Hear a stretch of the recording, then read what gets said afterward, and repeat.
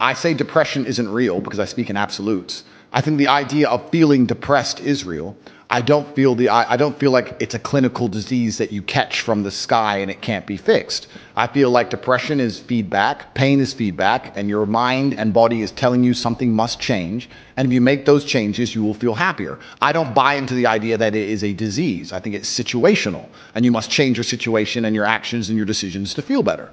And that's why I say it's not real. It's not a disease. It's so interesting you say this, because when I say depression isn't real and it's situational and you have to change your situation to feel better, people often come back to me and say, well, what about celebrities? Because celebrities live perfect lives and they kill themselves. And I argue that with the exact point you made, because a celebrity sits there, Robin Williams, I'm depressed. And instead of people sitting down with him and saying, Robin, let's shut the fuck up. Shut the fuck up. Yeah. You're as famous as you can get. You live the most privileged life you can live. You can have a 19-year-old girlfriend tomorrow. Let's find out what's making you sad. Let's go on safari. Let's see some tiger. Nobody's going to care about you more than you. Nobody's going to wake up each morning and go, you know what? Andrew Tate only has 53 cars. He needs a 54th car. I'm going to get up and I'm going to work hard and buy him a car. No, that's my job. Okay, that's a really interesting question, which we'll talk about, actually.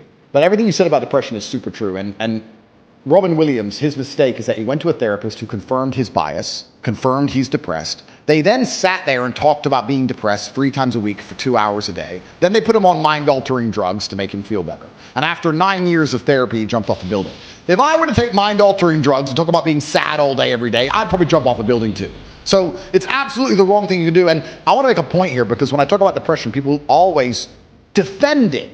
I said this, I was having a conversation with somebody, absolutely completely true, and I said this many times before. I don't believe in things that take away power from me. I don't care if depression is real. I don't care if I'm wrong. I don't believe in something that takes away power from me, because I can't become depressed if I don't believe in depression. That allows me to shield my mind from the idea of being a depressed person. I can feel depressed temporarily, but I can never become a depressed person because it doesn't exist. You can lock me in a Romanian jail cell for 93 days with cockroaches. I will not be depressed. I will feel a little bit sad, of course, but I will never become a depressed person because I don't believe in it. And when I say this, depressed people are like, no, depression's real, it's ruined my life, it's taken everything from me, depression's real, depression's real.